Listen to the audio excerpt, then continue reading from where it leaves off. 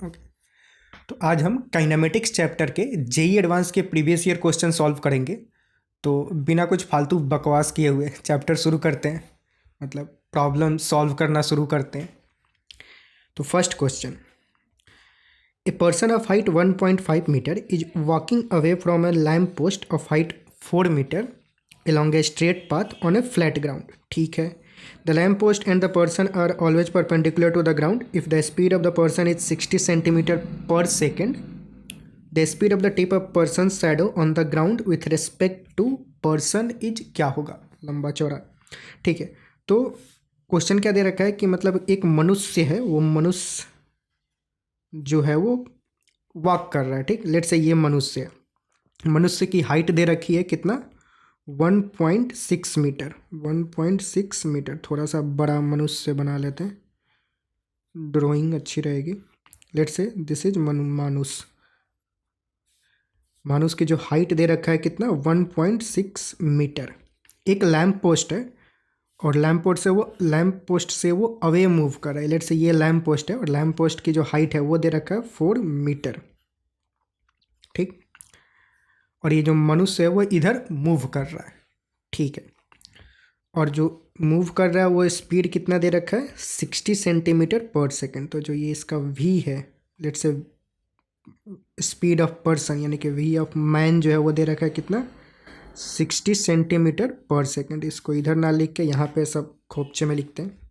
Velocity of man कितना दे रखा है? 60 सेंटीमीटर पर सेकेंड। ठीक है, हमें क्या कैलकुलेट करना है कि the lamp post away if the speed of the tip of person's shadow on the ground with respect to person. ठीक, मतलब यहाँ पे जो लैम्प पोस्ट है वो लैम्प पोस्ट का मतलब ऐसे लाइट आ रहा होगा तो यहाँ पे कुछ ऐसे शैडो कास्ट हो रहा होगा यहाँ पे। तो जैसे जैसे ये मनुष्य आगे बढ़ेगा इसका जो शैडो होगा वो भी मतलब आगे बढ़ेगा। तो इस शैडो की speed with respect to person हमें कैलकुलेट करना है।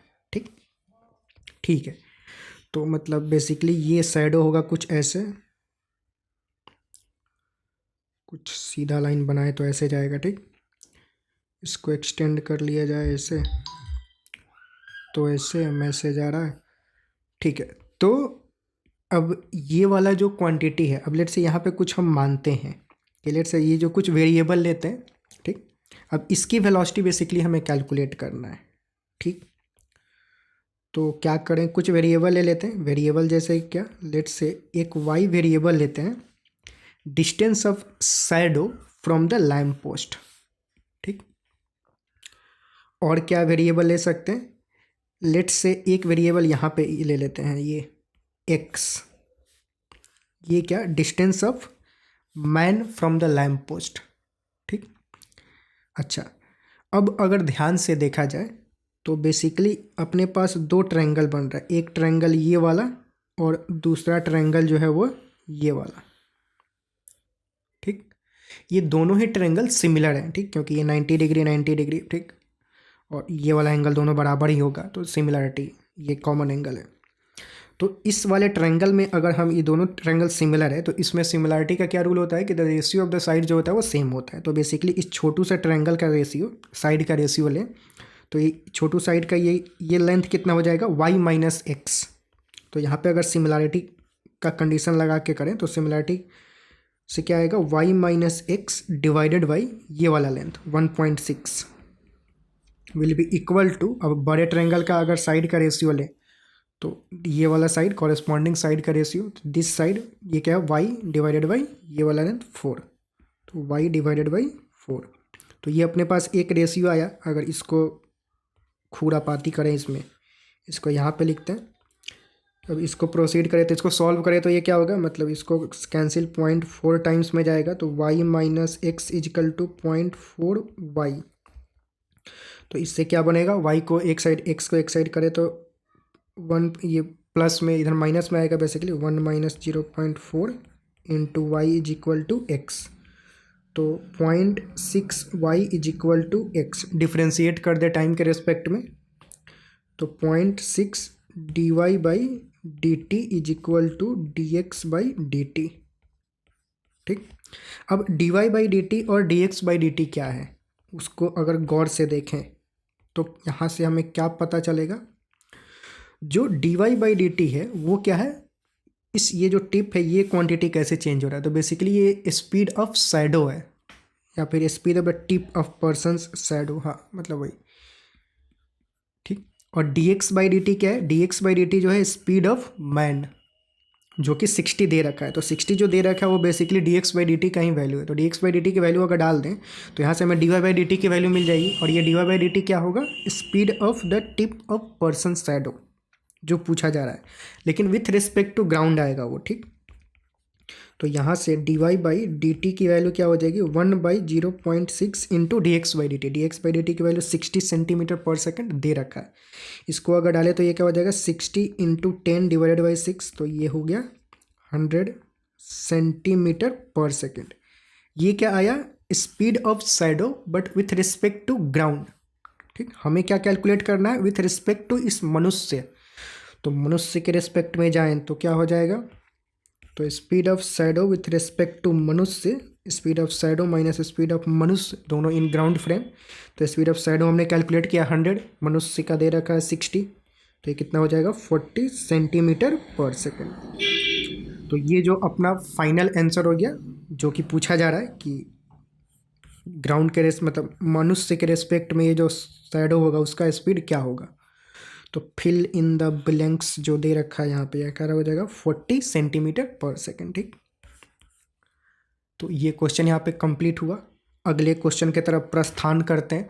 नेक्स्ट क्वेश्चन है अपना, ए projectile is fired from the horizontal ground with A speed v and projection angle theta when the acceleration due to gravity is g and the range of the projectile is d, okay. If at the highest point of its trajectory the projectile enters a different region where the effective acceleration due to gravity is g dash, where g dash is g by 0.81, the new range d dash is equal to nd, तो नया जो range है वो ये बन जा रहा है, the value of n will be क्या होगा, ठीक है। सिचुएशन क्या दे रखा है, सिचुएशन कुछ ऐसा है कि एक प्रोजेक्टाइल को फेंका गया u, और लेट से मान लेते हैं u की वैल्यू दे नहीं रखी है, हम मान लेते हैं कि u से फेंका गया और वो थीटा एंगल बना रहा है। बोल रहे कि अगर नॉर्मली प्रोजेक्टाइल पृथ्वी पे अगर फेंका जाए तो उसका जो रेंज है वो d हो रहा है, ठीक। अब रेंज मतलब रेंज ऑफ द प्रोजेक्टाइल का फॉर्मूला क्या होता है, यू स्क्वायर हम जानते हैं वो क्या, U square sine 2 theta by G के बराबर होता है, ठीक। लेकिन यहाँ पे बोल रहा है कि अगर ऐसा हो कि ये प्रोजेक्टाइल जब मूव कर रहा है और अपने जब वो हाईएस्ट पॉइंट पे हो तो एक दूसरी दुनिया में वो चला गया, और उस दुनिया में जो एक्सेलरेशन ड्यू टू ग्रेविटी है वो जी डैश हो जा रहा है, और जहाँ पे जी डैश की वैल्यू अपनी दुनिया से अगर कंपेयर करें तो वो g बाई 0.81 के बराबर हो रहा है। तो जो नया रेंज होगा, नया वाला रेंज जो है वो n टाइम्स ऑफ पुराने वाले रेंज के बराबर है, तो n की वैल्यू क्या होगा वो हमें कैलकुलेट करना है, ठीक है। तो मान लेते हैं कि ये जो नया वाला सिचुएशन है, लेट्स से आधा ये d1 मान लेते हैं, और ये जो बाद में इधर गिरेगा जहाँ भी, तो वो वाले डिस्टेंस को d2 मान लेते हैं, ठीक। अपने हाईएस्ट पॉइंट पे होता है तो हम जानते हैं कि जो प्रोजेक्टाइल होता है वो आधा कवर कर चुका होता है, तो ये वाला जो मोशन है वो तो अपना पिछला वाला ही है, पृथ्वी पर जैसे होता है वैसे ही है। तो ये जो d1 होगा वो d1 क्या पुराने वाले d/2 के बराबर होगा, ठीक, आधा। लेकिन d2 जो होगा वो नई दुनिया में हो रहा है, तो d2 वाला रेंज हमें कैलकुलेट करना होगा, d2 वाला पार्ट कितना है, और जो टोटल रेंज होगा d डैश वो किसके बराबर होगा, d1 प्लस d2 के बराबर होगा, ठीक। तो हमें बेसिकली d2 कैलकुलेट करना है कि d2 की वैल्यू क्या होगी, तो कैलकुलेट कर लेते हैं। ये अगर u से फेंका गया तो हॉरिजेंटल कितना होगा, u cos थीटा, तो यहाँ पे जब मैक्सिमम हाइट पे होगा तो इसकी स्पीड कितनी होगी, u cos थीटा के बराबर होगा, ठीक। अब यहाँ पे मैक्सिमम हाइट पे u cos थीटा है, अब यहाँ पे ये वाला रेंज हमें कैलकुलेट करना होगा, हम डायरेक्ट फार्मूला नहीं अप्लाई कर सकते हैं क्योंकि यहाँ पे जी डैश की वैल्यू चेंज हो गई है। तो यहाँ पे अगर हम रेंज कैलकुलेट करने के लिए क्या हॉरिजेंटल डिस्टेंस इनटू टाइम से मल्टीप्लाई कर देते थे, अपना स्टैंडर्ड यही रूल था। तो हॉरिजेंटल डिस्टेंस तो अभी भी वही हॉरिजेंटल स्पीड इनटू टाइम से मल्टीप्लाई कर देते थे, हॉरिजेंटल स्पीड तो अभी भी वही है। टाइम हमें कैलकुलेट करना पड़ेगा कि ये टाइम कितना लेगा नीचे आने में, क्योंकि अब जो है ये बदल गया है। तो ये कितना टाइम लेगा वो कैसे कैलकुलेट करेंगे? अब टाइम कैलकुलेट करने के लिए s equal to u t plus half a t square जो सेकंड इक्वेशन था वो यूज कर सकते हैं। उसके लिए हमें ये क्या मैक्सिमम हाइट जो होगा वो कैलकुलेट करना होगा। अब मैक्सिमम हाइट तो पुराने वाले पैरामीटर से ही डिसाइड होगा क्योंकि इसी सब पैरामीटर से ऊपर गया था। तो मैक्सिमम हाइट का फॉर्मूला क्या होता है, जो हमने पढ़ रखा था वही अप्लाई होगा। वो क्या, U square sine square theta by 2g। ठीक, अब इतना हाइट से उसको गिरने में कितना टाइम लगेगा वो क्या s equal to u t plus half a t square apply कर देते हैं वर्टिकल डायरेक्शन में। ठीक, मतलब ये जो इक्वेशन उसको वर्टिकल डायरेक्शन में अप्लाई करेंगे। तो initial velocity in vertical direction क्या है, 0, तो यू टी खत्म हो जाएगा plus half a t square. Let's say ये जो टाइम इसमें लग रहा है उस टाइम को हमें टी नॉट बोल देते हैं, कुछ खास नाम दे देते हैं। लेट से टी नॉट हमने टाइम बोल दिया। तो u t plus half a t square, u t 0 हो गया, हाफ ए टी स्क्वायर बचा तो half g dash into t not square. ठीक, जी डैश की वैल्यू क्या, half g by 0.81 into t not square. ठीक, थोड़ा सा खोपचे में लेते हैं इसको। ठीक है, तो अब यहाँ पे अगर कैंसिलेशन वगैरह करें इसमें, मतलब बेसिकली हम क्या करेंगे, हम इन दोनों को इक्वेट कर देंगे। ठीक, तो हमें बेसिकली यहाँ से टाइम की वैल्यू मिल जाएगी। तो उसके लिए क्या आएगा टाइम का वैल्यू, अगर हम कुछ करें 2 और 2 ये कैंसिल हो जाएगा। ठीक, इस जी को इधर भेजे तो जी स्क्वायर हो जाएगा, ऊपर सब स्क्वायर में है, यहाँ पे टी नॉट स्क्वायर में है। अंडर रूट ले लें तो खोपचे के बाहर जो आएगा, मतलब अंडर रूट के बाहर जो आएगा वो क्या, यू साइन थीटा बाई जी आएगा। ये जो 0.81 नीचे है उसको भेजे ऊपर जाएगा, 0.9 बाहर आएगा, तो 0.9, या फिर इसको इधर मल्टीप्लाई कर देते हैं 0.9। ठीक, तो टाइम की वैल्यू ये आया, तो इतना टाइम लगेगा उसको नीचे गिरने में। स्पीड कितना है ये, तो जो d2 की वैल्यू होगी वो क्या हो जाएगी, यहीं पे लिख देते हैं u cos theta into t not, जहाँ पे u cos theta, t not क्या, u sine theta by g into 0.9।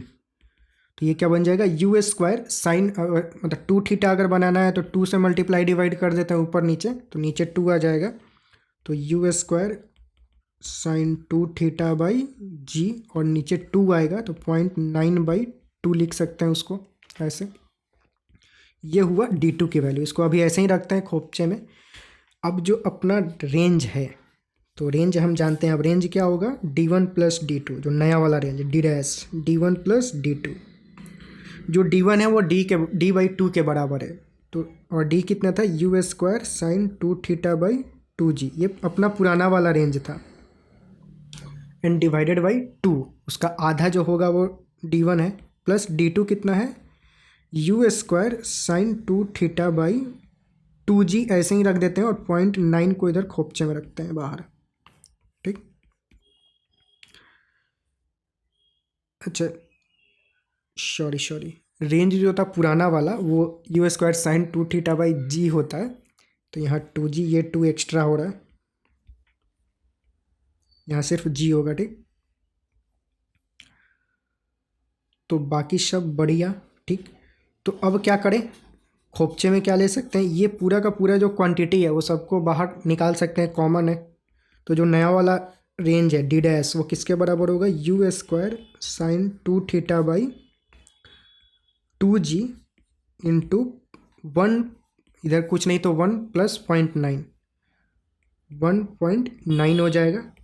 तो इसको ऐसे लिखें, u square sine 2 theta by g, और 1.9/2 लिख सकते हैं डी डैश। अब ये जो मसाला है ये पुराना वाला अपना रेंज है। ठीक, बेसिकली डी है, तो जो डी डैश है वो डी इंटू 1.9/2 कितना हो जाएगा, 0.92 या 18.5, 0.95 के बराबर होगा। और यही दे रखा है कि एन डी के बराबर है, तो एन की वैल्यू जो होगी वो 0.95 हो जाएगा। ठीक, तो जो अपना एन की वैल्यू पूछा जा रहा है वो ये हो जाएगा। तो क्वेश्चन यहाँ पे कंप्लीट हुआ। अगला सवाल, ठीक, a ball is thrown from a ground at an angle theta with horizontal and with initial speed u naught. For the resulting projectile motion, the magnitude of the average velocity of the ball up to the point when it hit the ground for the first time is v1। ठीक, मतलब v1 क्या दे रखा है कि average velocity है कब का, जब ये बॉल फर्स्ट टाइम हिट कर रहा है ग्राउंड पे। ठीक है, after hitting the ground the ball rebound at some angle theta but with a reduced speed u not by alpha. ठीक, मतलब ऐसा हो रहा है, ठीक है।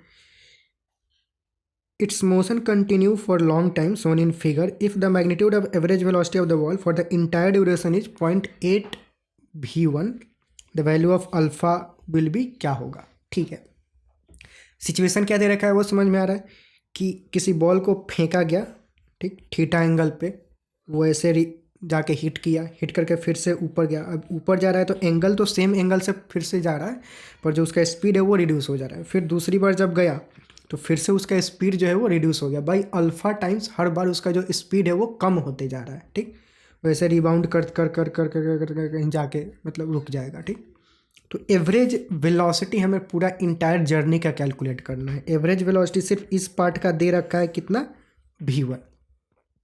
तो पूरे इंटायर जर्नी का एवरेज वेलोसिटी कैलकुलेट करना है। तो एवरेज वेलोसिटी क्या होता है, total displacement by total time. ठीक, तो हमें टोटल डिस्प्लेसमेंट कैलकुलेट करना होगा और टोटल टाइम कैलकुलेट करना होगा। और ये डिस्प्लेसमेंट किस डायरेक्शन में होगा, हॉरिजेंटल डायरेक्शन में होगा, क्योंकि वर्टिकल डायरेक्शन में तो कोई भी डिस्प्लेसमेंट रहेगा नहीं। वो एट द एंड मतलब जाके नीचे ही गिर रहा है, यहीं से स्टार्ट हो रहा है और कहीं पे जाके इधर खत्म होगा। तो वर्टिकली डिस्प्लेसमेंट में हमें कोई टेंशन नहीं लेना है, सिर्फ हॉरिजेंटल डिस्टेंस की ख्वाहिश है। तो लेट से ये वाला जो डिस्टेंस है उसको d1 बोल दे रहे हैं, अगला जो डिस्टेंस है उसको d2 बोल दे रहे हैं, जो अगला डिस्टेंस है उसको d3 बोल दे रहे हैं। ऐसे कर करके जाते जाएगा d4 d5। ठीक, उसमें जो कॉरेस्पॉन्डिंग टाइम लग रहा है, लेट से उसको जो टाइम है कॉरेस्पॉन्डिंग, इसमें जो टाइम लगा उसको t1 बोल देते हैं, इसमें टाइम t2, इसमें टाइम t3 t4 t5 ऐसे होते गया। ठीक, जो अपना v1 दे रखा है, v1 क्या है, d1/t1 है। ठीक, क्योंकि सिर्फ इस पार्ट का एवरेज वेलोसिटी, हमें पूरे पार्ट का कैलकुलेट करना है तो पूरा summation of this divided by summation of this करना होगा, तब जाके एवरेज वेलोसिटी कैलकुलेट होगा। तो अब हम फोकस करते हैं कि d1 d2 d3 और t1 t2 कैसे कैलकुलेट किया जाए। ठीक, तो d1 देखा जाए तो क्या है, d1 एक तरह से देखा जाए तो रेंज है इस प्रोजेक्टाइल के लिए। तो रेंज का फॉर्मूला क्या होता है, u स्क्वायर साइन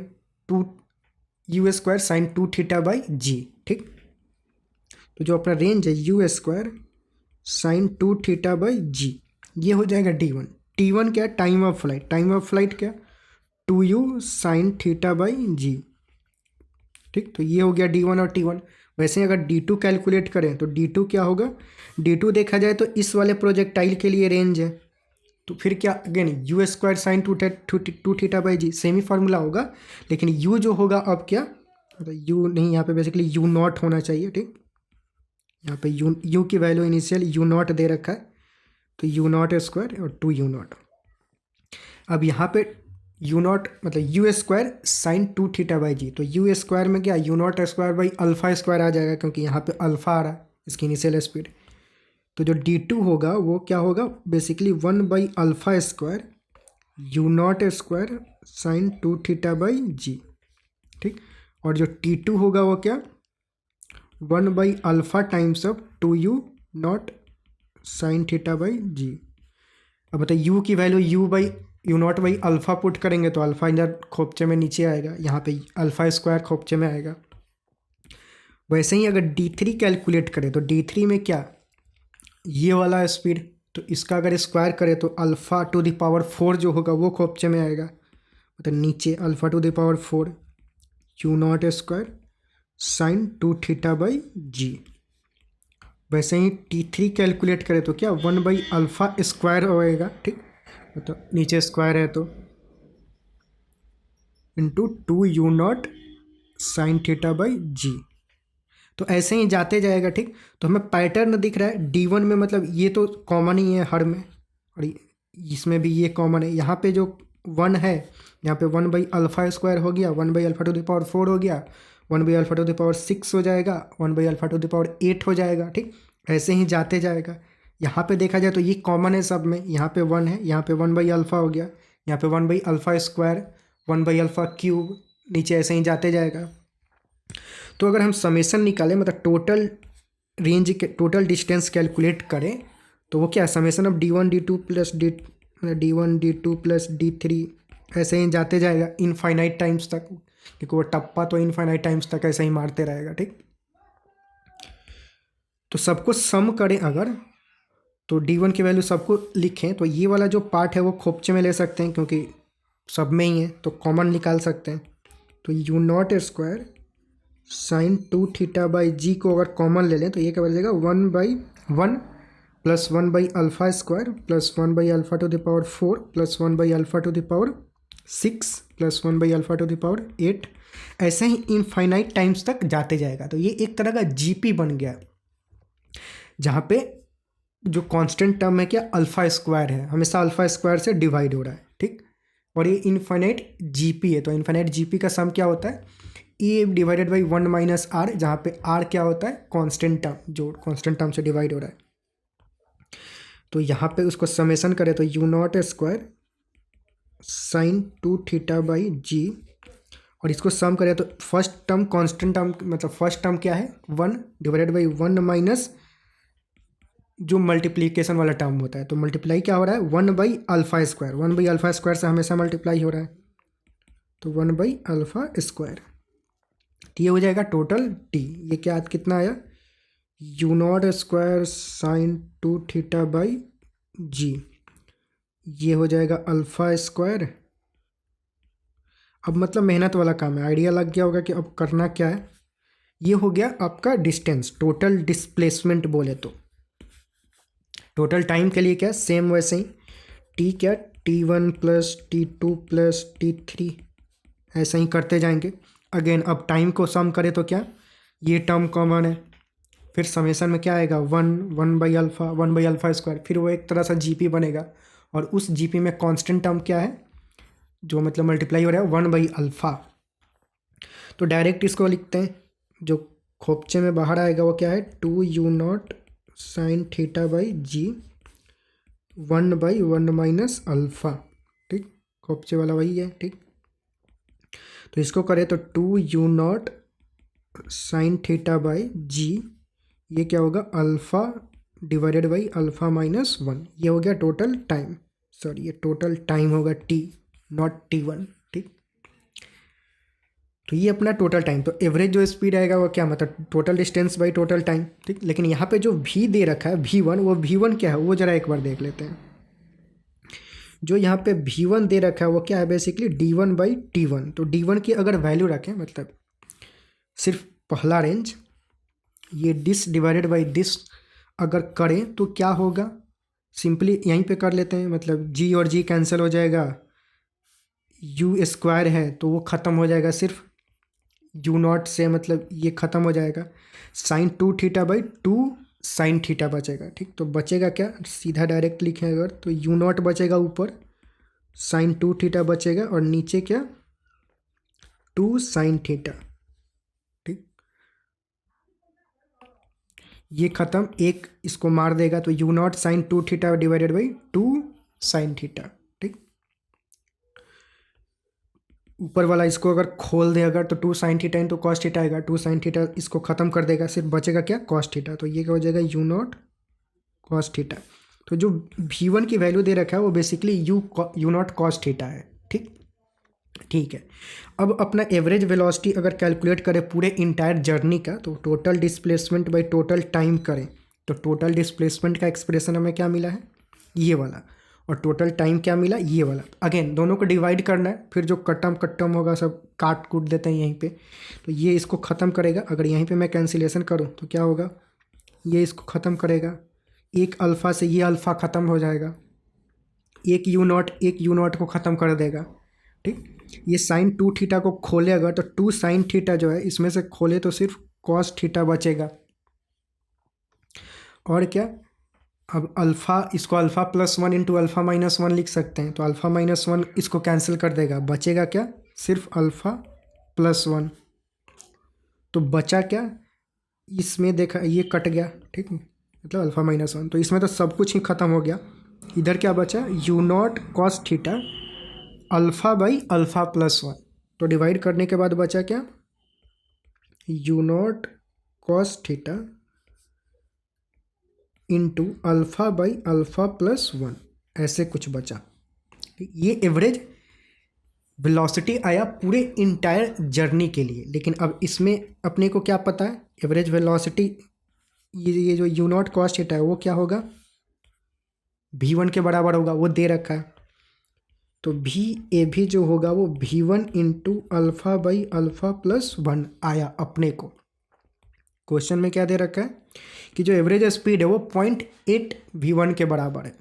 ठीक है, तो इसको इक्वेट कर देते हैं, this is equal to 0.8 V1।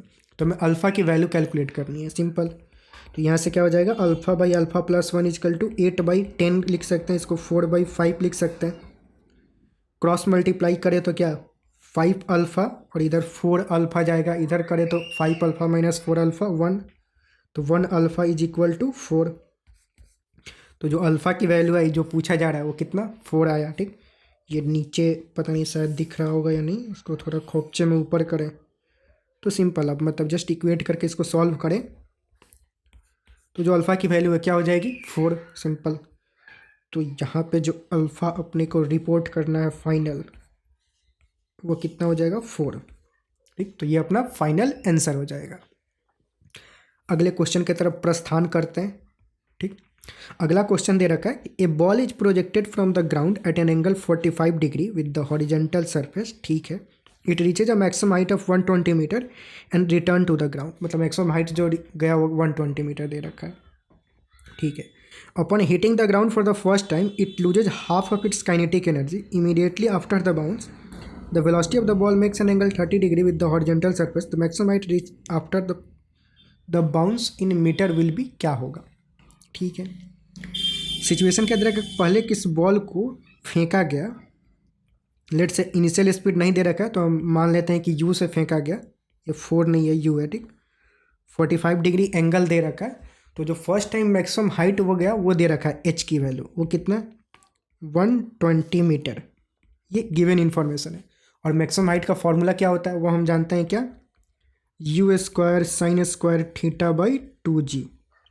ठीक, तो इसकी वैल्यू, अब थीटा की वैल्यू हमें पता है 45, तो इसकी वैल्यू अगर पुट कर दें तो यू स्क्वायर 45 1/√2 स्क्वायर कितना हो जाएगा 2 इंटू 2, जी की वैल्यू 10 ले लें अगर, तो यहाँ से यू स्क्वायर की वैल्यू कितना आया 120 इंटू 2 इंटू 10 इंटू 2, जो भी हो मल्टीप्लाई करके इतना हो जाएगा 12 4 जब 48 पर 00। इसको ऐसे ही छोड़ देते हैं अभी। ठीक, जो भी हो, तो मतलब बेसिकली हमें यहाँ से u की वैल्यू पता चल गया, इनिशियली कितना स्पीड से फेंका गया था। ठीक है, अब बोला जा रहा है कि जब फर्स्ट टाइम वो हिट किया ग्राउंड को तो अपना आधा वो काइनेटिक एनर्जी लूज कर दिया। मतलब फाइनल स्पीड क्या हो जाएगा लूज, मतलब रिबाउंड करने के बाद जो स्पीड होगा इनिशियल स्पीड, लेट से इनिशियल स्पीड u नॉट हो गया, तो अभी u से गया था, आफ्टर रिबाउंड लेट से जो स्पीड हुआ u नॉट हो गया, तो kinetic energy, final kinetic energy क्या होगा half m u naught square. वो बोल रहा है वो क्या है आधा है कब इनिशियल काइनेटिक एनर्जी से, तो इनिशियल काइनेटिक एनर्जी क्या हाफ m u स्क्वायर, ये इक्वेशन दे रखा है। तो इसमें से कट्टम कुट्टम करे तो ये ख़त्म, तो यहाँ से जो u नॉट की वैल्यू आई वो क्या u/√2, यानी कि जब रिबाउंड हो के वो फिर से उठ रहा है, मतलब फिर से जब प्रोजेक्टाइल कर रहा है, तो जो उसका इनिशियल स्पीड है u नॉट जो है वो u/√2 के बराबर है। और थीटा की वैल्यू दे रखा है कितना 30 डिग्री की, जब वो रिबाउंड किया उसके बाद वो 30 डिग्री से मतलब प्रोजेक्ट हुआ, तो ऐसे उड़ा, तो मैक्सिमम हाइट कितना रीच करेगा वो कैलकुलेट करना है। तो नया वाला मैक्सिमम हाइट क्या है, सेम फॉर्मूला अप्लाई करेंगे। तो नया वाला मैक्सिमम हाइट क्या है, नया वाला u naught square sine square theta, theta की वैल्यू कितना 30 डिग्री दे रखा है, डिवाइडेड बाई 2 इंटू जी। ठीक, तो u नॉट की वैल्यू क्या है u/√2, तो ये हो जाएगा u naught square u square by 2 हो जाएगा। साइन 30 का वैल्यू कितना 1/2, 1/2 का स्क्वायर 1/4 हो जाएगा। ठीक, और नीचे क्या आया 2g, तो 2g की वैल्यू 10, मतलब इसकी वैल्यू 1/4, 2g को हमने यहाँ पे रख दिया और u नॉट u/√2, तो 2 को यहाँ u स्क्वायर की वैल्यू हमने कैलकुलेट कर रखा है यहाँ पे 4800, तो इसको अगर यहाँ पे खोपचे में रख दें 4800, तो यहाँ से h की वैल्यू क्या आई, अब कट्टम कुट्टम है बेसिकली सब, 2 2 जा 4 4 4 जा 16, 16 से ये कितना 3 टाइम्स में 300, एक जीरो से एक जीरो ख़त्म, तो जो h की वैल्यू है वो कितना आया 30 मीटर। तो अब जो नया वाला मैक्सिमम हाइट होगा, इसको एच डैश लिखना चाहिए था क्योंकि एच हमने ऊपर ऑलरेडी एक वेरिएबल ले रखा है, ठीक, यहाँ पे एच, तो एच डैश नया वाला वेरिएबल होगा। तो नया वाला वेरिएबल कितना होगा 30 मीटर, मतलब नया जो मैक्सिमम हाइट होगा अब कितना ऊंचा उड़ सकता है 30 मीटर का, ठीक। तो सवाल कंप्लीट हुआ। अगले सवाल की तरफ प्रस्थान करते हैं। अगला सवाल क्या दे रखा है कि two vector a and B are defined as a is equal to a i, मतलब ए आई कैप, और बी वेक्टर को कुछ ऐसे डिफाइन किया जा रहा है जहाँ पे ए जो है वो कांस्टेंट है, ओमेगा की वैल्यू दे रखा है कितना π/6।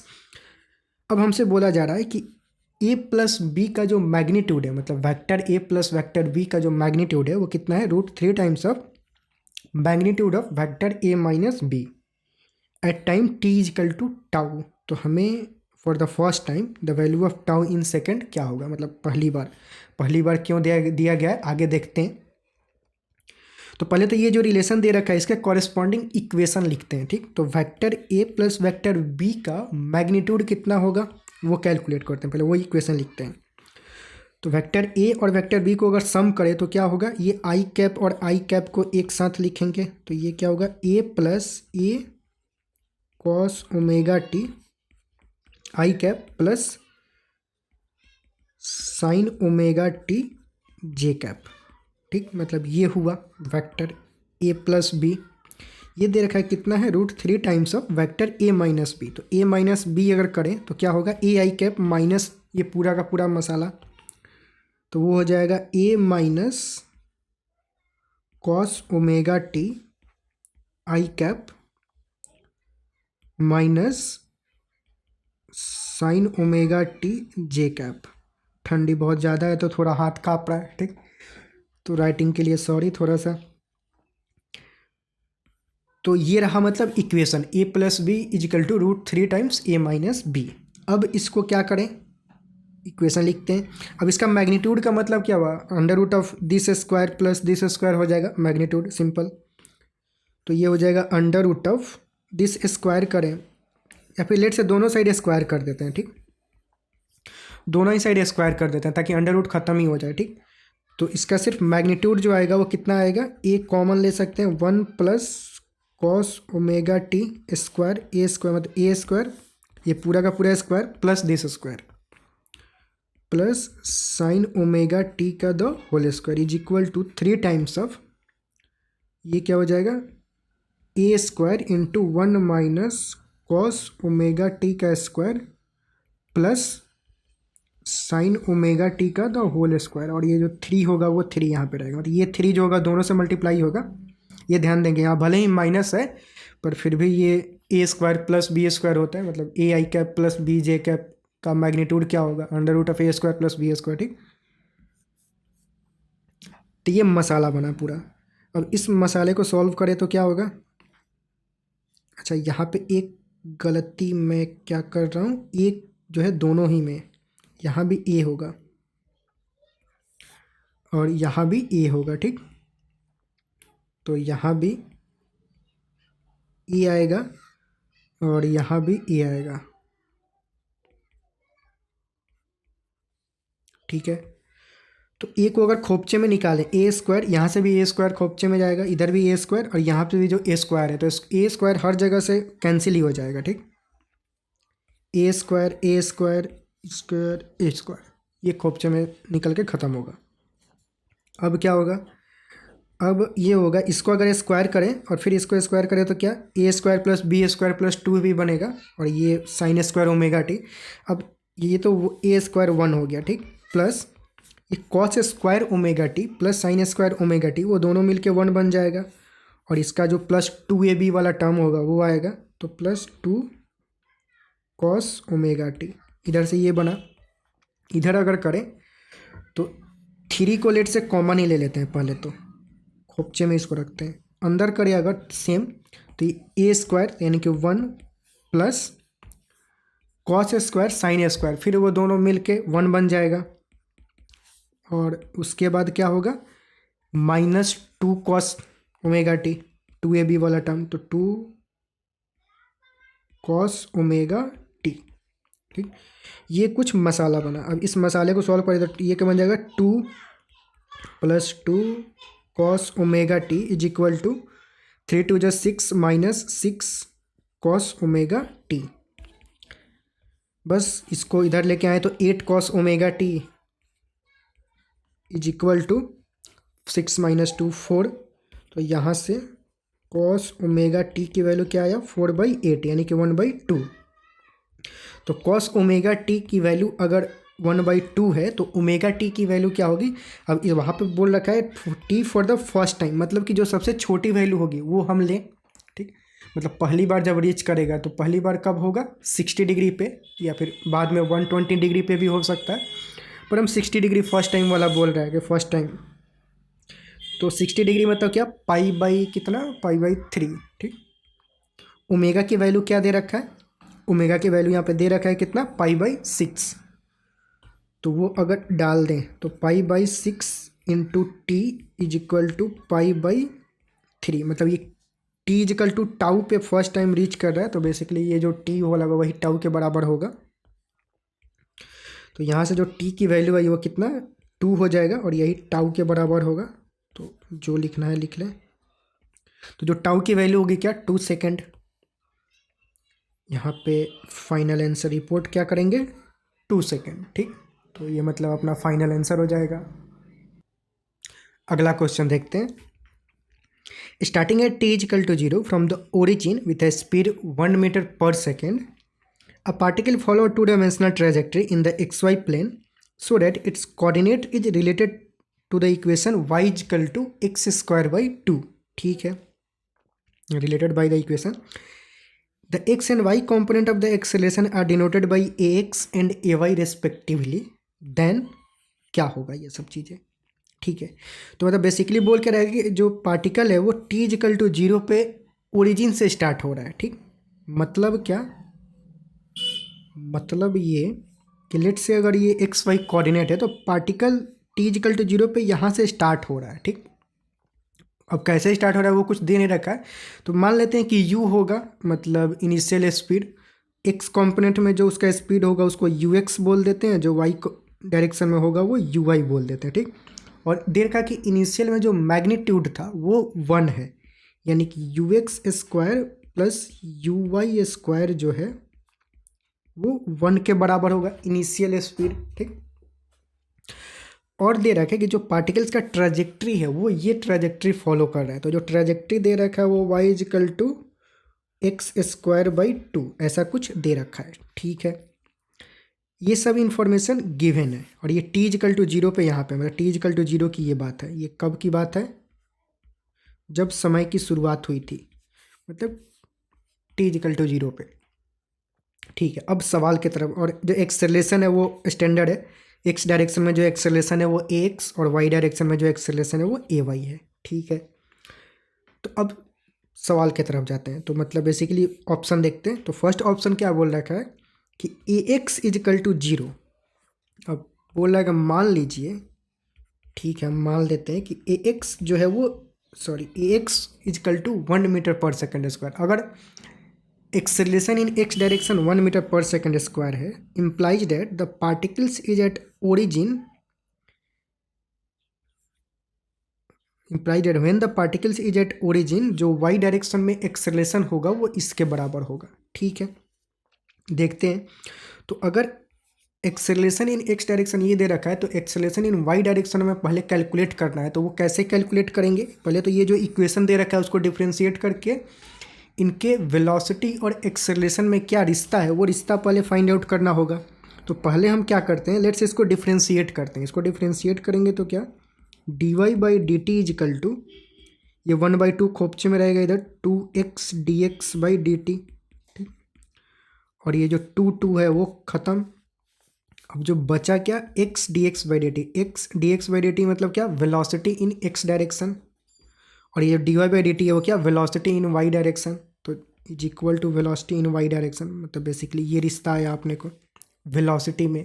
एक्सेलरेशन में रिश्ता फाइंड आउट करना होगा तो क्या, इसी को डिफ्रेंशिएट कर देंगे एक बार और।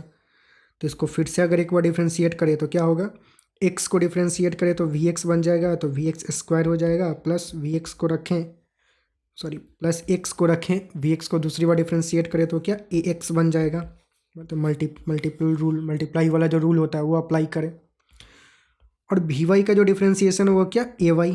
ठीक, तो जो एक्सेलरेशन है वो कुछ इस तरीक़ा से रिलेटेड है।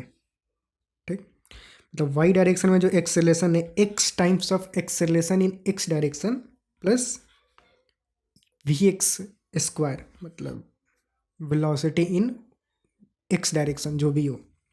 ठीक है, तो अब क्या बात बोल रहा है, अब बोल रहा है कि एक्स जो है मतलब एक्सेलरेशन इन एक्स डायरेक्शन जो है वो 1 है, तो इसकी वैल्यू 1 है। ठीक है, implies that when the particles is at origin, जब पार्टिकल्स ओरिजिन पे होगा तो एक्स कंपोनेंट जो होगा वो क्या होगा, 0 होगा। तो ये जो एक्स की वैल्यू होगी वो क्या होगी, 0 होगी।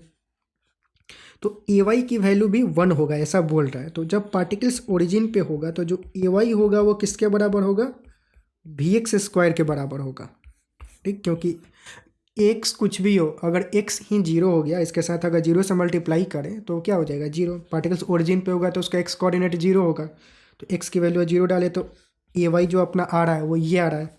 तो अगर हम ये वाला रिलेशन देखें ये, तो यहाँ से अपने को क्या मिल रहा है कि अगर मतलब इनिशियली अगर इनिशियल वेलोसिटी की बात करें तो कम मतलब ओरिजिन पे एक्स कोऑर्डिनेट क्या होगा, 0। तो एक्स कोऑर्डिनेट को अगर 0 पुट कर दें तो जो वाई कंपोनेंट ऑफ वेलोसिटी होगा ओरिजिन पे वो क्या होना चाहिए, 0 होना चाहिए। इस रिलेशन के अनुसार ये जो हमने रिश्ता कैलकुलेट किया, इस रिश्ते में को अगर ध्यान से देखें तो ओरिजिन पे वाई कंपोनेंट ऑफ वेलोसिटी कितना होना चाहिए, 0 होना चाहिए। ये चाहे कुछ भी हो, ठीक, एक्स 0 हो गया तो वाई कंपोनेंट 0 हो गया, यानी कि ओरिजिन पे ये जो यू वाई है वो 0 होगा। ठीक, तो ओरिजिन पे जो वेलोसिटी होगा वो सिर्फ और सिर्फ क्या होगा, एक्स कंपोनेंट में ही रहेगा, एक्स डायरेक्शन में ही रहेगा, और वो किसके बराबर होगा, 1 के बराबर होगा। तो एक्चुअल में जो पार्टिकल था वो ऐसे ना मूव करके वो ऐसे स्टार्ट हुआ है, मतलब इनिशियली वो सिर्फ और सिर्फ एक्स डायरेक्शन में मूव कर रहा था। ठीक, तो जो फाइनल स्पीड होगा एक्स डायरेक्शन में वो क्या होगा, मतलब वी वाई जो होगा। और यहाँ पे इस जो फर्स्ट ऑप्शन है अपना, when the particles is at origin, origin पे ही बात हो रहा है, तो ओरिजिन पे जब था तो उसका जो एक्स कंपोनेंट में स्पीड था वो किसके बराबर है, 1 के बराबर है। तो ये जो स्पीड एक्स डायरेक्शन में है वो फाइनल स्पीड, मतलब बेसिकली ये स्पीड कौन सा होगा, ओरिजिन वाला ही, जो कि 1 के बराबर है। तो जो ए वाई की वैल्यू होगी वो क्या, 1 मीटर पर सेकेंड स्क्वायर।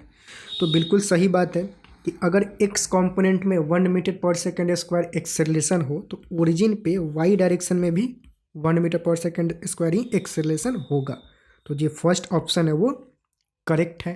ठीक, सेकंड ऑप्शन चेक करते हैं कि ए एक्स इजिकल टू 0 इम्प्लाइज, मतलब direct acceleration in x direction 0 ले लेते हैं, ये थ्रू आउट पूरा बोल रहे हैं एट ऑल द टाइम। तो जो वाई डायरेक्शन में एक्सेलरेशन होगा वो 1 के बराबर होगा। ये होगा क्या, तो चेक करते हैं। तो सेकंड ऑप्शन अगर चेक करें तो लेट्स से सेकंड ऑप्शन में क्या बोल रहा है कि अगर ए एक्स को 0 कर दें तो ए वाई कितना होगा, लेट्स से कैलकुलेट करते हैं। तो एक्सेलरेशन में जो रिश्ता आया था वो कौन सा रिश्ता था, ये वाला रिश्ता था। तो अगर हम ए एक्स 0 कर दें तो ये पूरा का पूरा टर्म से जो है वो पूरा का पूरा ही 0 हो जाएगा। ठीक, तो ए वाई जो होगा वो किसके बराबर होगा, वी एक्स स्क्वायर के बराबर होगा। ए वाई जो है वो किसके बराबर होगा, वी एक्स स्क्वायर के बराबर। ठीक है, अब वी एक्स स्क्वायर देखा जाए तो ये क्या है, वेलोसिटी इन एक्स डायरेक्शन। अब एक्स डायरेक्शन में एक्सेलरेशन अगर 0 है तो फिर वेलोसिटी में कोई चेंज होगा ही नहीं, जो वेलोसिटी इनिशियली था वही वेलोसिटी फाइनल भी रहेगा। ठीक, क्योंकि वी एक्स किसके बराबर होगा, u x plus a x into t के बराबर होगा, v equal to u plus a t अगर लगाएं तो ये जो टर्म है वो 0 है, तो जो फाइनल स्पीड होगा वो इनिशियल स्पीड के बराबर ही होगा, और initial speed in x direction कितना है, 1। ये हमने देखा यहाँ पे। तो जी बिल्कुल ए वाई जो होगा वो भी 1 मीटर पर सेकेंड स्क्वायर, वो मतलब 1 मीटर पर सेकेंड स्क्वायर के बराबर होगा। तो yes, x is equal to 0 implies a y is equal to 1 at all the time. ठीक, तो ये भी ऑप्शन करेक्ट है। थर्ड ऑप्शन की बात करें तो at t is equal to 0 the particle's velocity points in the x direction, ये हमने पहले ही देख रखा है। टी इजकल टू 0 मतलब कौन सा, ओरिजिन की बात हो रही है। तो जब ओरिजिन पे था जो पार्टिकल का वेलोसिटी है वो सिर्फ और सिर्फ एक्स डायरेक्शन में, हमने पहले ही डिसाइड कर रखा है। मतलब कैलकुलेट कर रखा है। ठीक, लास्ट ऑप्शन देखते हैं।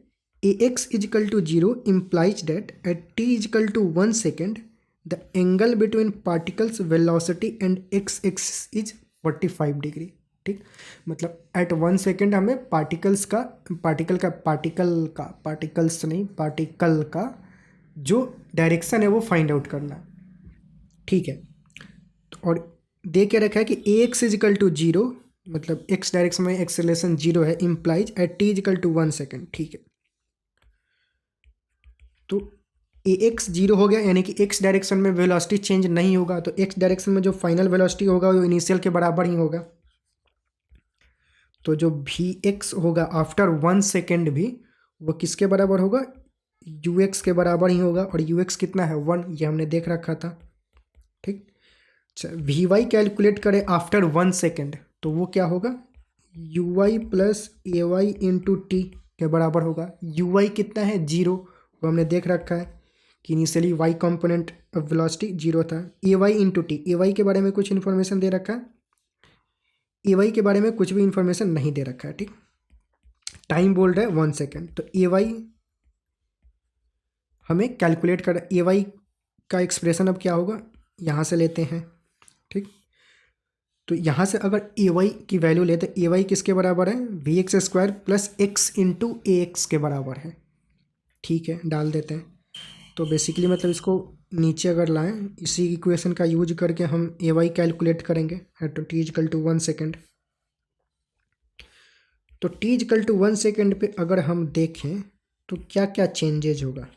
टी इजिकल टू 1 सेकेंड पे वी एक्स कितना होगा, वी एक्स जो होगा वो 1 के बराबर ही होगा, क्योंकि फाइनल वेलोसिटी जो है वो सेम ही रहेगा, क्योंकि एक्सेलरेशन इन एक्स डायरेक्शन 0 है।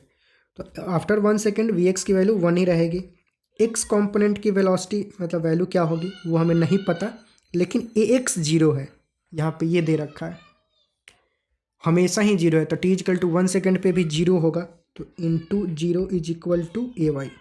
तो जो अपना ए वाई की वैल्यू आया 1 सेकेंड पे वो कितना आया, 1 के बराबर आया, उसको ऊपर डाल देंगे, तो जो वी वाई होगा वो 1 के बराबर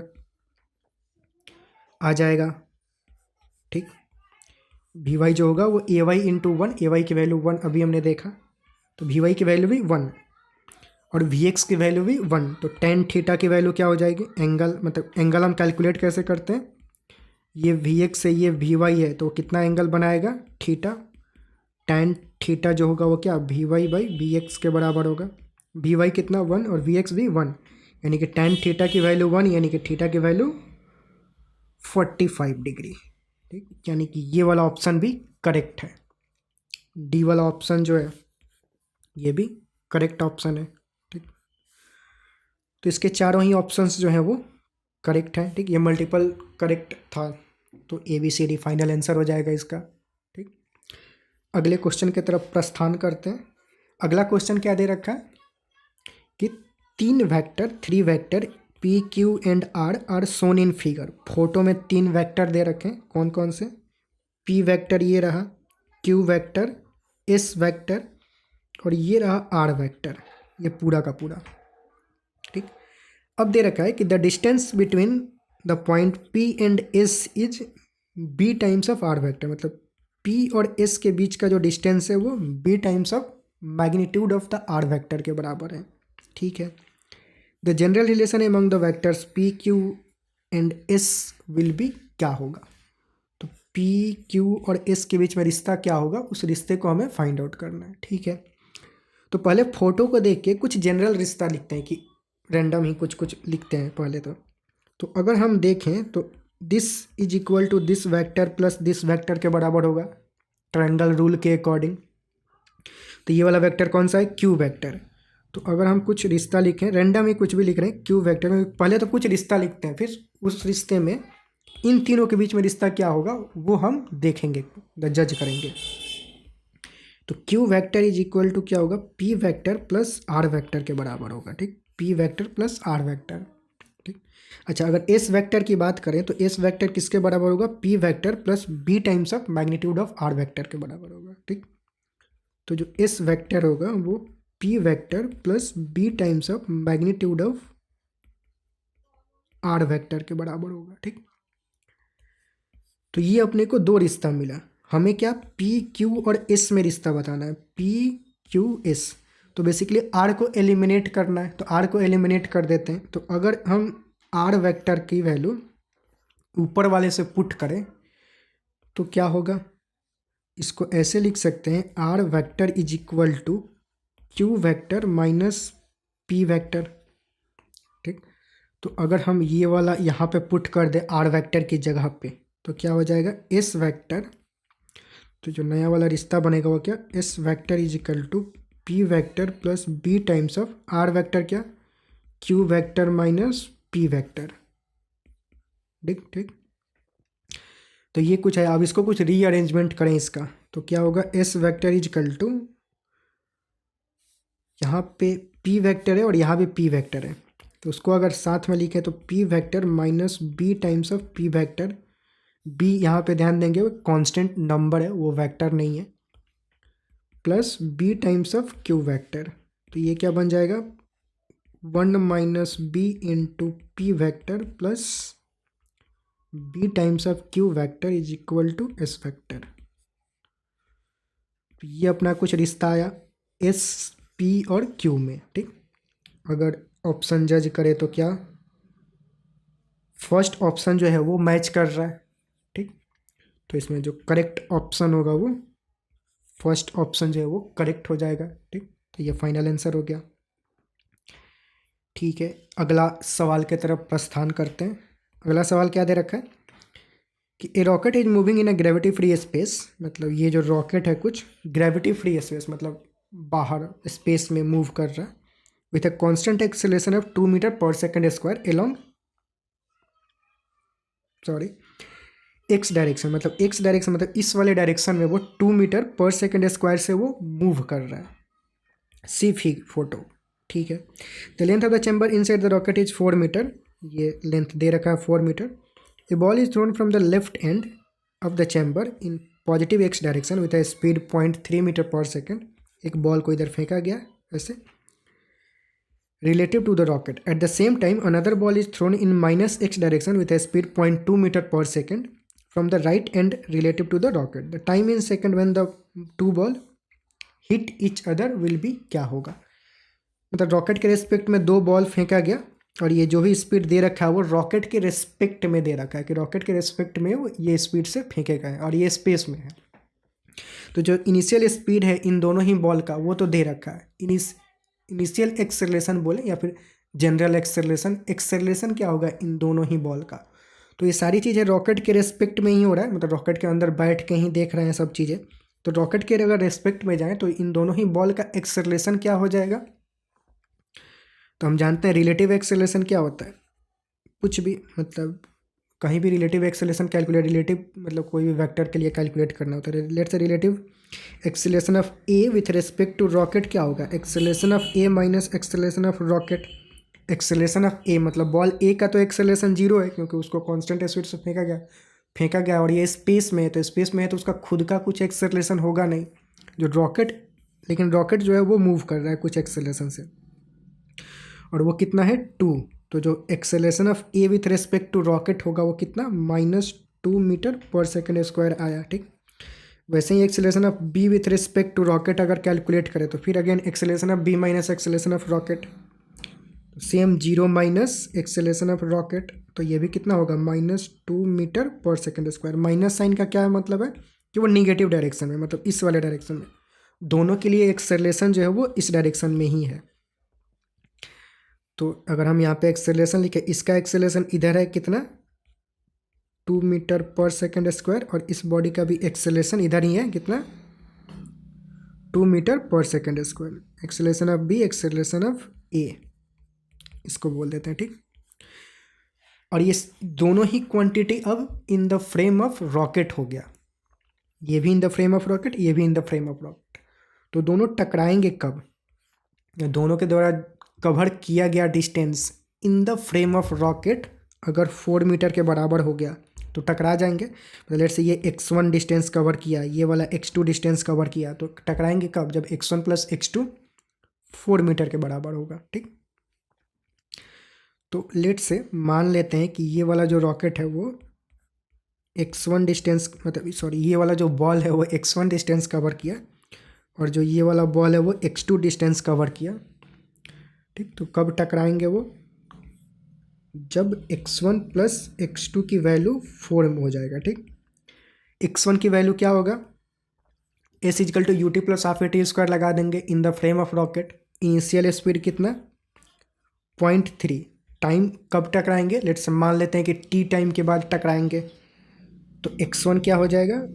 0.3 UT, ठीक, plus half a t square. अब ए की वैल्यू कितना? -2, क्योंकि ये निगेटिव वाले डायरेक्शन में इधर है, मतलब इनिशियल स्पीड इधर है और या फिर इनिशियल वेलोसिटी जो है वो इधर है, एक्सेलेरेशन उसके पीछू वाले डायरेक्शन में है, तो माइनस साइन के साथ लेंगे। Acceleration into t square. ठीक, ये x1 हो गया, प्लस x2 की अगर बात करें तो x2 भी क्या? सेम ut प्लस हाफ है टी स्क्वायर। तो इसके लिए इनिशियल कितना है? 0.2। तो 0.2 into T plus half acceleration. अब क्या लेंगे? अब एक्सेलरेशन पॉजिटिव लेंगे इसके लिए, क्योंकि अब ये डिस्टेंस और एक्सेलरेशन सेम ही डायरेक्शन में है तो वो ऐड करेगा उसमें। ठीक, तो वो कितना हो जाएगा? 2। तो 2 into t square, this is equal to 4। जब होगा तो टकरा जाएंगे। ठीक, तो बस कैलकुलेट कर लेंगे अब। तो ये क्या हो जाएगा? 0.3 minus t square plus 0.2 plus t square, मतलब 2 और 2 कैंसिल हो जाएगा, इज इक्वल टू 4। अभी ये जो plus t square minus t square ये भी ख़त्म, तो बचा क्या? 0.3 plus 0.2, 0.5 t is equal to 4। तो टी की वैल्यू क्या हो जाएगी यहाँ से? 0.5 मतलब 1/2, तो 4 इंटू 2 कितना? 8 सेकेंड। ठीक, तो मतलब 8 सेकेंड के बाद जो होगा वो टकराएंगे। तो टाइम ही पूछ रहा है कि कितना टाइम के बाद टकराएंगे, तो 8 सेकेंड के बाद टकराएंगे। तो यही अपना फाइनल आंसर हो जाएगा। At time t is equal to 8 second जो फाइनल आंसर मतलब होगा इसका। ठीक, तो ये अपना मतलब फाइनल आंसर हुआ। अगले क्वेश्चन की तरफ प्रस्थान करते हैं। तो अगला क्वेश्चन अपना ये रहा। अब ये बोल रहा है aeroplane A and B are flying with constant velocity in the same vertical plane at an angle 30 degree and 60 degree with respect to horizontal. ठीक है, तो दो एरोप्लेन दे रखा है। एक जो एरोप्लेन है ये 30 डिग्री पे और जो दूसरा एरोप्लेन है ये 60 डिग्री पे फ्लाई कर रहा है। 30 degree with respect to horizontal shown in figure. The speed of A is 100√3, मतलब ए का जो स्पीड है वो दे रखा है कितना, और एक कांस्टेंट वेलोसिटी से फ्लाई कर रहे हैं, मतलब इनका मैग्नीट्यूड और डायरेक्शन ऑफ मोशन दोनों ही सेम रहेगा। ठीक, तो जो स्पीड ऑफ ए है, लेट्स से उसको यू ए बोल दे रखे हैं, वो कितना? 100√3 दे रखा है। ठीक है, at the time t is equal to 0 an observer in the A finds B at a distance 500 metre. मतलब टी इज इक्वल टू 0 पे जब समय की शुरुआत हुई, तो टी इज इक्वल टू 0 पे ए में कोई बैठा हुआ मनुष्य जो है उसने देखा कि बी जो है वो इससे 500 मीटर के डिस्टेंस पे है। ठीक है, this the observer sees B moving with constant velocity perpendicular to the line of motion of ए।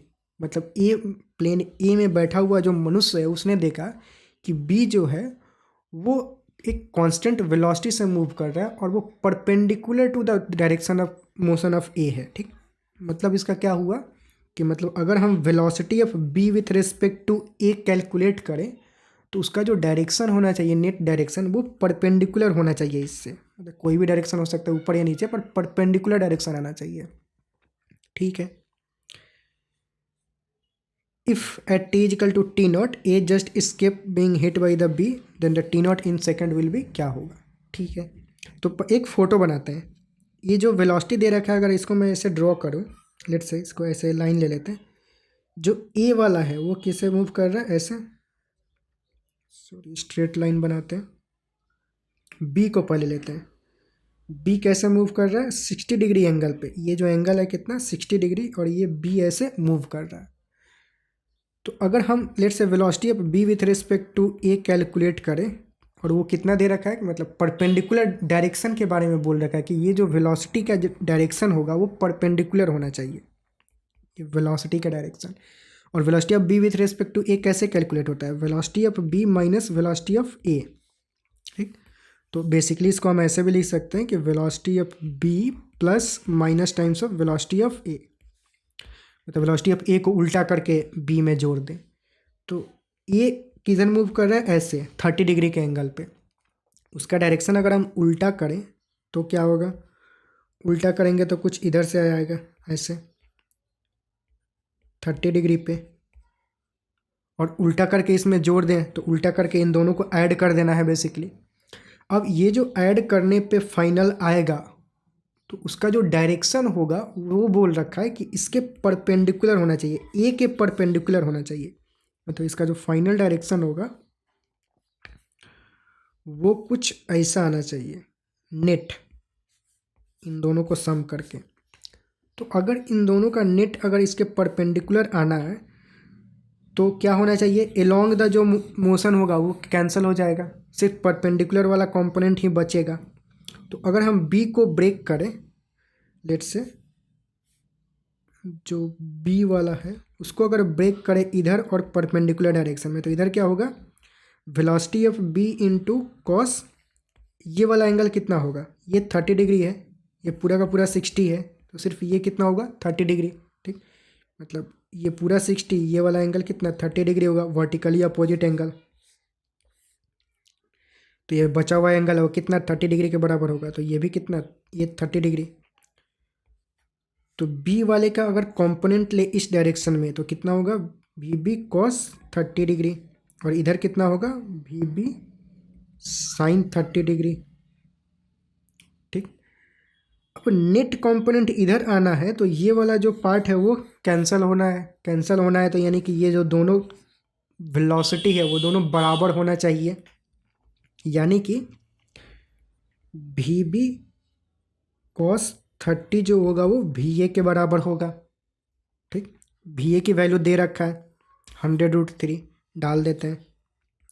तो वी बी कॉस 30 का मतलब क्या, √3/2 इजकल टू 100√3। तो यहाँ से जो वेलोसिटी ऑफ बी आया वो कितना, 200 मीटर पर सेकेंड। ये आ गया प्लेन बी का वेलोसिटी। तो बेसिकली स्पीड मैग्नीट्यूड की बात हो रही है यहाँ पे।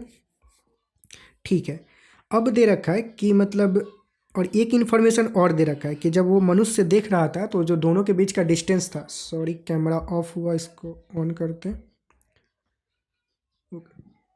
ठीक, अब इसमें और क्या दे रखा है कि ये जो इसमें बैठा हुआ मनुष्य था उसको क्या दिखाई दे रहा था कि जो बी है वो 500 मीटर के डिस्टेंस पे है।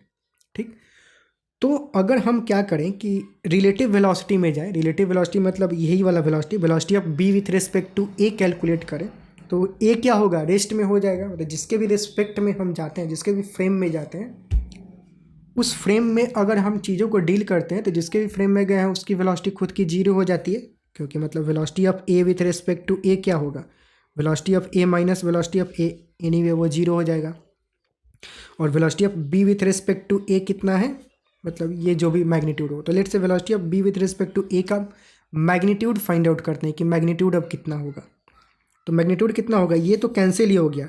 तो velocity of B with respect to A जो होगा वो सिर्फ और सिर्फ इसके बराबर होगा, क्योंकि velocity of B with respect to A क्या है, इन दोनों का बेसिकली समेशन के बराबर होगा। Velocity of B with respect to A दोनों वेक्टर के समेशन के बराबर होगा। तो velocity of B with respect to A क्या होगा, वी बी साइन 30 के बराबर। तो वी बी ये मतलब बेसिकली यहाँ पे लिख देते हैं,